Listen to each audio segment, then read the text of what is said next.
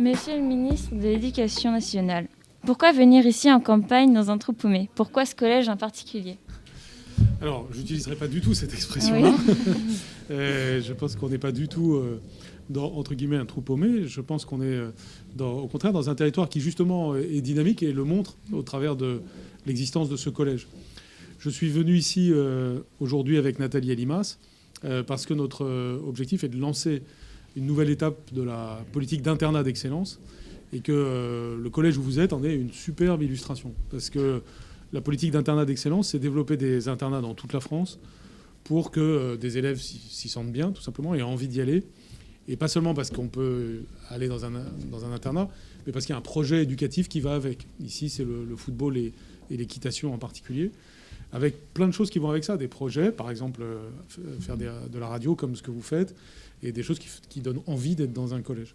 Et donc, comme on a envie d'une modernisation de tout notre système scolaire, on souhaite que la politique d'internat d'excellence soit un peu la locomotive de cette idée d'avoir des projets éducatifs qui font envie et qui font qu'on se sent bien en tant qu'élève.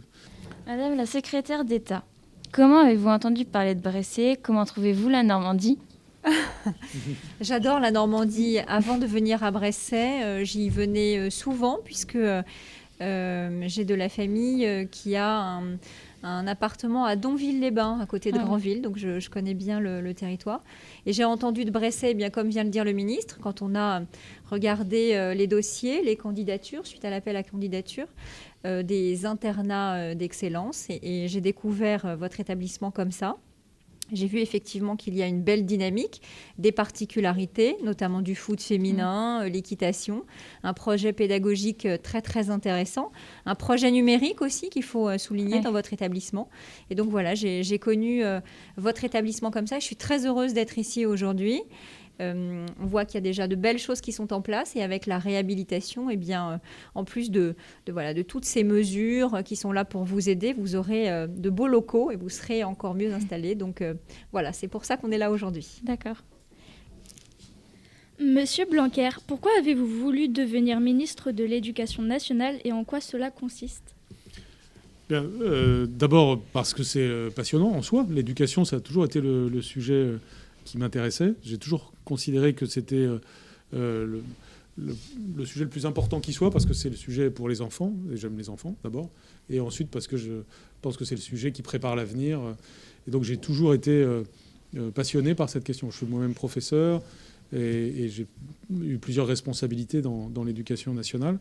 Et donc j'aime énormément ce sujet. Ça donnait envie d'être ministre de l'Éducation nationale, comme auparavant ça m'avait donné envie d'être recteur, tu vois, par exemple, pour justement faire changer les choses. Quand on développe des internats, pour prendre cet exemple, mais c'est un exemple parmi d'autres, tu as le sentiment de vraiment agir sur le réel et faire quelque chose qui permet de faire avancer notre pays et de faire des bonnes choses pour chaque élève. Et Madame Elimas, quel parcours avez-vous suivi pour devenir ministre ? Dans mon parcours personnel, j'ai fait des études de droit et puis des études de ressources humaines. Donc j'ai travaillé d'abord en entreprise. J'ai été auto-entrepreneur et puis parce que j'avais très envie d'enseigner, eh bien, à un moment donné, j'ai complètement changé de carrière et je suis devenue professeure des écoles. J'ai tout arrêté, j'ai repassé le concours et j'ai enseigné. J'ai notamment travaillé dans l'éducation prioritaire. C'était un hasard, mais en tout cas, aujourd'hui, c'est mon champ ministériel. Et puis, parallèlement à ça, je me suis engagée au service de l'intérêt général. Donc, j'ai d'abord été élue sur ma commune, adjointe au maire. J'ai été élue à la région Île-de-France, puisque je suis francilienne. Puis j'ai été élue députée. J'ai été députée pendant 3 ans à l'Assemblée nationale, où j'étais membre de la commission des affaires sociales et où j'ai beaucoup travaillé sur des sujets comme la protection de l'enfance, la politique familiale, le handicap, les aidants, l'égalité entre les femmes et les hommes, pour parler d'égalité entre les filles et les garçons. Donc ce sont mes sujets de prédilection. Et puis au mois de juillet dernier, eh bien, j'ai eu l'honneur d'être nommée secrétaire d'État, membre du gouvernement, et j'ai l'immense plaisir de travailler avec Jean-Michel Blanquer, donc au ministère de l'Éducation nationale. Et je m'occupe de l'éducation prioritaire. Donc vous savez ce que c'est l'éducation prioritaire ? Pas vraiment. Pas vraiment. Voilà, bien l'éducation prioritaire, en fait, on veut donner toutes les chances à tous nos élèves sur tout le territoire, parce que parfois, il y a des ruptures à la naissance, des inégalités à la naissance, des inégalités sociales, il y a aussi des inégalités territoriales. Eh bien, on lutte contre toutes ces inégalités pour assurer la réussite partout de tous nos élèves. Voilà. Monsieur Blanquer, comment réagissez-vous aux haters qui vous critiquent sur les réseaux sociaux? Vous êtes-vous déjà fait agresser? Ça peut arriver, tu sais, je disais tout à l'heure que tout le monde n'est pas toujours d'accord.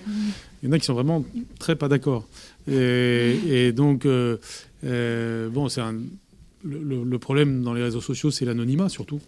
Donc le fait que ce que tu as appelé les haters, effectivement, déploient de la haine sur les réseaux, souvent avec des pseudonymes. Et ça peut aller très loin. Donc, tu vois, par exemple, en ce moment, je fais l'objet d'une attaque sur Twitter. Donc ça veut dire que quand je fais un tweet, il y a des centaines de gens qui écrivent n'importe quoi. Évidemment, je ne lis pas, parce que je pense qu'il faut éviter de lire ça, parce que ça donne un biais, tu vois. Quand on est en présence physique de personnes comme vous, on échange, on est heureux d'être ensemble. Là, je vois tout ce qui se passe de bon dans ce collège. Je ne dis pas que la réalité est toujours parfaite sur tous les sujets, mais au moins on s'écoute et on vit, on est heureux même de nos différences de point de vue. Monsieur Blanquer, quand arrêtera-t-on de porter le masque? Quand les collégiens seront-ils vaccinés?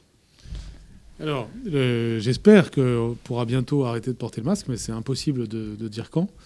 On pense en général que, tu vois, avec la fin de l'année scolaire, va arriver quand même une accalmie de l'épidémie.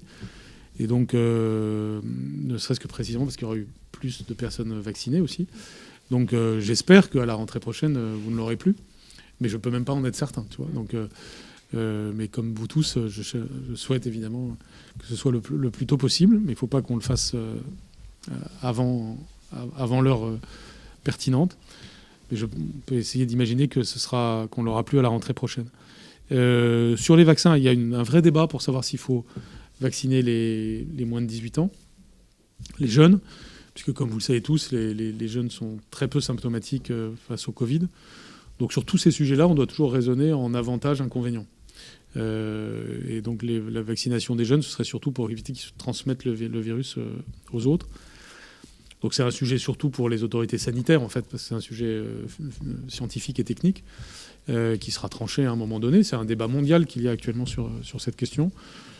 Et à la fin, on prendra la décision la plus rationnelle sur une telle question. Il y a beaucoup de maladies pour lesquelles on fait du vaccin pour les enfants, donc ça pourrait être tout à fait pertinent de le faire. Ce qui est sûr, c'est que c'est en dernier que ça devrait arriver, puisque il faut d'abord protéger ceux qui peuvent avoir des dommages à cause de cette maladie, alors que les jeunes n'en ont pas.